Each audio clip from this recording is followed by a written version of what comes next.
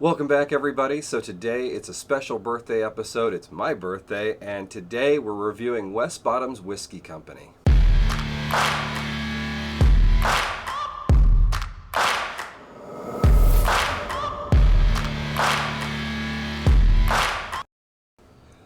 Alright, so let's get into the basic stats of this unusual whiskey. So this one is 47% ABV or 94 proof.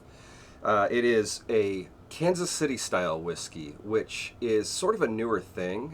West Bottom's Distillery is also a newer thing. They opened in 2021.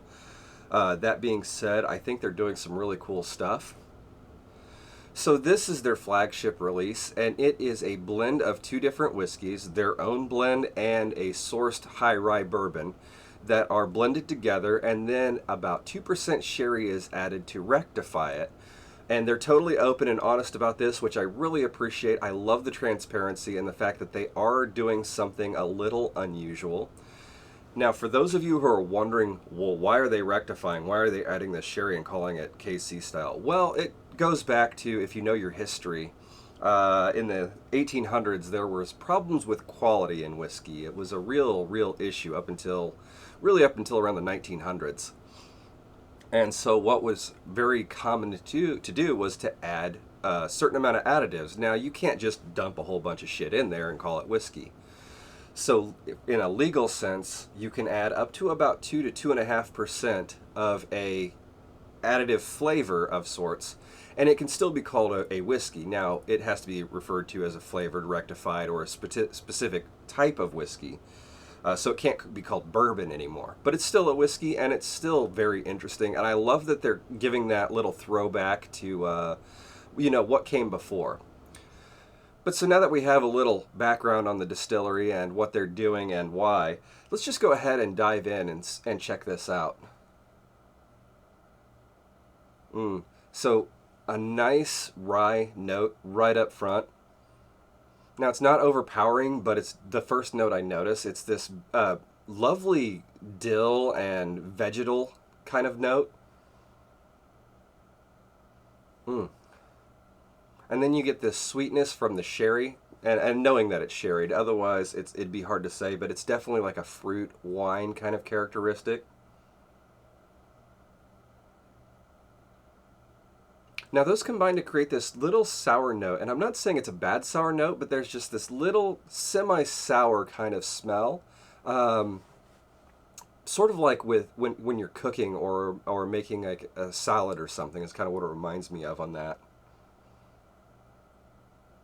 And then there is sweetness, there is corn. Okay, so there's this little hint of almost shortbread or vanilla, and it's really weird to say that because I know that this doesn't have malt in it. They didn't use any malted barley, but it reminds me very much of a malt in some regards. In some ways, the nose reminds me of an Irish, actually. So maybe that's the unmalted barley coming through. I'm not sure. Either way, the nose is interesting. It's pretty well balanced. Definitely rye forward, but not overpowering.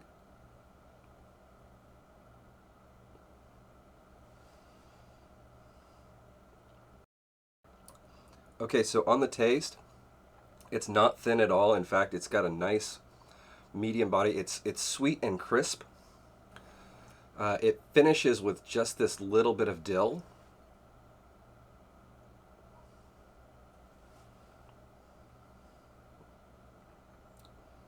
Right. Ooh, yeah. So there's some vanilla, there's some caramel. There's this nice floral fruit note that comes in from the sherry that I really do enjoy. Once again, very well balanced overall. Got a little heat to it, but nothing overpowering. That's the rice spice definitely comes through, and I do enjoy that.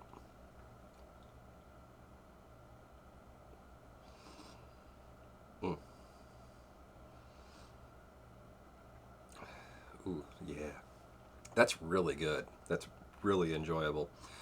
So, while we were up in Kansas City, we were at West Bottoms, obviously, and sipping on this. And the one thing that I found that I don't usually get to put into my videos, but I did really love about this, is the more I sat with it, and just kind of kept going back with it over the course of about half an hour. Really, we were hanging out and talking with the master distiller and with the marketing guy who also does the tour. Everyone wears several hats there, and just kind of like me.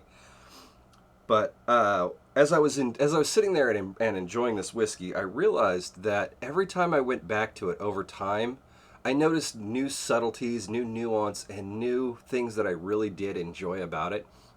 So even though it has a lot of the rye and wine characters up front when you're first starting to enjoy your pour, I have the benefit of knowing that the more you actually sit with this one, the more interesting it kind of gets, and I do like that.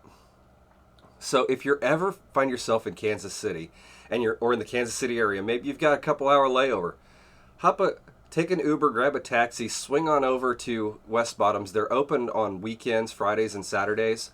Now they have limited hours, but I'm sure if you're in the area, they will hook you up. They are awesome. They have a cool location. It's got a lot of history. It's a really nice place to check out. I really can't recommend it enough. They were just really awesome, and they're going to let us come record a distillery episode there. So keep watching for that. That'll be coming out as soon as we can get everything organized and planned. All right, so this whiskey runs about $40 at the store, and honestly, if you come across it and you're just wanting to try something different, something a little unusual that's not just your typical average bourbon or not your bourbon that's finished, it's a really cool thing to try, and I definitely recommend that you give it a shot. I have been pleasantly surprised. I really love this, and once again, thank you, Big Steve, for buying this for me for my birthday. You totally didn't have to do that, but you are awesome, and I appreciate you, and so I want everyone to know that you did that. So as today is my birthday, I will be signing off. I want to wish you all a great day, and we'll be coming out with more content throughout the week. Maybe a couple bonus videos, who knows? So stay tuned, click like, click subscribe, drop a comment down below, tell us what you think, and in between now and then, here's to good friends, good times, and good whiskey. Cheers.